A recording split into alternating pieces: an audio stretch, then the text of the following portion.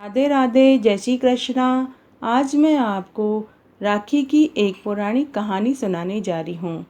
कहानी सुनने से पहले अगर अभी तक आपने मेरे चैनल को सब्सक्राइब नहीं किया है तो कृपया मेरे चैनल को सब्सक्राइब करें, साथ में बेल ज़रूर प्रेस करें ताकि मेरे आगे आने वाले वीडियो की नोटिफिकेशन आपको सबसे पहले मिले। और अगर आपको कहानी अच्छी लगे तो कमेंट बॉक्स में जय हो कृष्ण भगवान की ज़रूर लिखें। धन्यवाद। कहानी इस प्रकार है। एक बार एक गांव में एक साहूकार पति पत्नी थे। उनके 7 बेटे व एक बेटी थी। 7 भाइयों की एकों एक लाडली बहन संतो नाम की थी। सभी 7 भाई अपनी बहन पर बहुत जान देते थे। बहन जिस चीज पर हाथ रख देती भाई उसे वो ही लाकर देते थे। समय पंख लगाकर उड़ गया। देखते ही देखते सभी का एक एक करके विवाह भी हो गया। जब शादी के बाद पहली राखी आई तो संतो खुशी खुशी मायके राखी बांधने ससुराल से सज धज के राखी, मिठाई, नारियल लेकर गांव की ओर जा रही थी। बहुत खुश थी और पूरे रास्ते वो अपने भाइयों और माता पिता के बारे में ही सोच रही थी। चलते चलते उसे एक पीपल का पेड़ मिला जो काफी जर्जर हालत में था। पीपल का पेड़ बोला, मैं तेरे ऊपर गिरूंगा। तब संतो बोली, हे पीपल देवता, मैं अपने भाइयों के राखी बांधने जा रही हूँ। जब मैं राखी बांध के वापस आ जाऊं तो आप मेरे ऊपर गिर जाना। फिर संतों ने पास ही बावड़ी थी, उसमें से एक घड़ा जल भरकर पीपल के पेड़ में सींच दिया और आगे चलने लगी। थोड़ी दूर ही चली कि उसे एक सांप छटपटाता हुआ मिला। वह सांप बोला, मैं तुझे डसूंगा। संतो बोली, हे सर्प देवता, आज रक्षाबंधन का दिन है। मैं अपने भाइयों के राखी बांधने जा रही हूँ। मेरे सभी 7 भाई मेरी प्रतीक्षा कर रहे होंगे। मैं एकों एक उनकी बहन हूँ। जब मैं राखी बांध कर वापस आ जाऊं तो आप मुझे डस लेना। तब वापस से संतों ने सर्प देवता के लिए भी पानी भरकर रख दिया। सर्प के गले और शरीर में जलन हो रही थी। सांप ने पानी पिया तो उसकी जलन थोड़ी शांत हुई। फिर संतो अपने मायके की ओर चल दी। आगे उसे एक नदी मिली जिसमें खूब पानी भरा हुआ था। नदी का पानी किनारे पर उछाले मार रहा था। लहरें ऊंची ऊंची उठ रही थी। तब नदी ने कहा कि मैं तो तुझे डुबोऊंगी।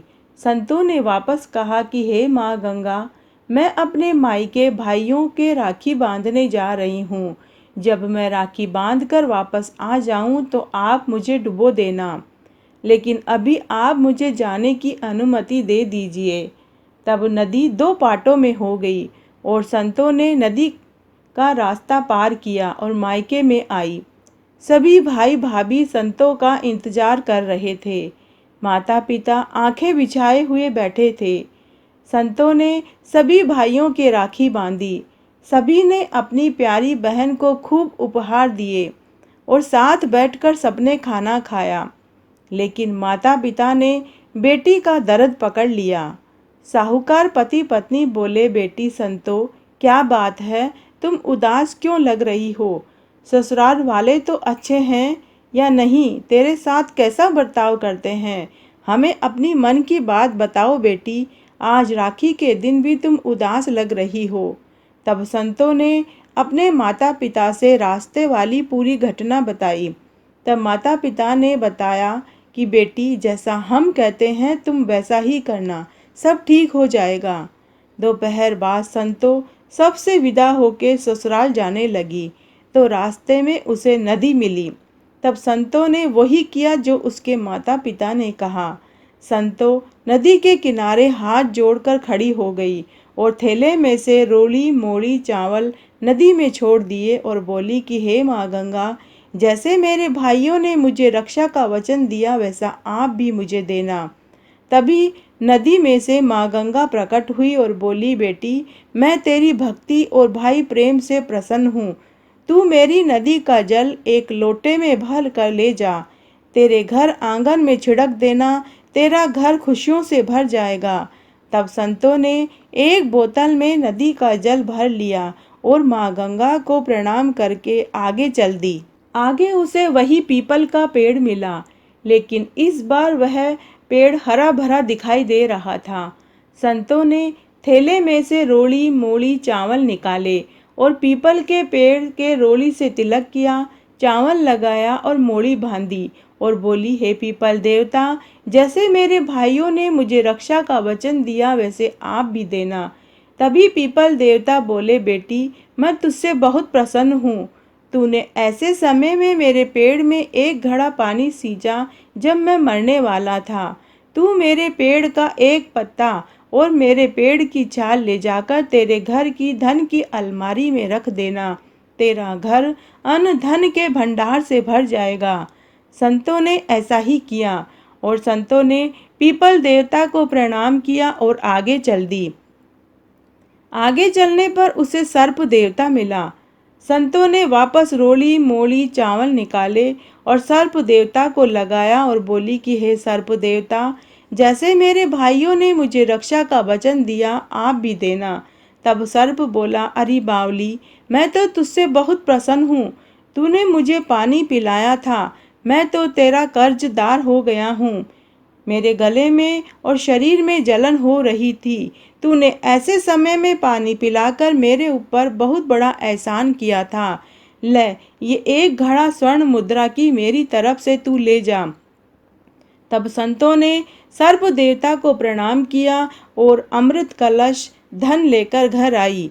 घर आते ही उसने पूरे घर में नदी का पवित्र जल छिड़का, धन की अलमारी में पीपल का पत्ता और पीपल की छाल रख दी और स्वर्ण मुद्राओं वाला घड़ा रखा। उसका घर अन्न धन के भंडार से भर गया। तो हे भगवान, जैसे आप संतों बहन पर खुश हुए वैसे सबके ऊपर होना। कहने वाले को, सुनने वाले को और हुकारा भरने वाले को। घटती हो तो पूरी हो, पूरी हो तो परवान चढ़े, भूले बिसरे नाम तेरे भंडार में भरे। तो आज मैंने आपको राखी में सुनी जाने वाली एक पौराणिक कहानी सुनाई, जो सभी बहनों को रक्षाबंधन के दिन जरूर सुनना चाहिए। इससे भाई घर में समृद्धि होती है और बहन को रक्षा का वचन मिलता है। तो आज मैंने आपको ये कहानी सुनाई। अगर आपको ये पसंद आती है तो अपने दोस्तों और रिश्तेदारों में ज़्यादा से ज़्यादा शेयर करके पुण्य कमाएं। धन्यवाद।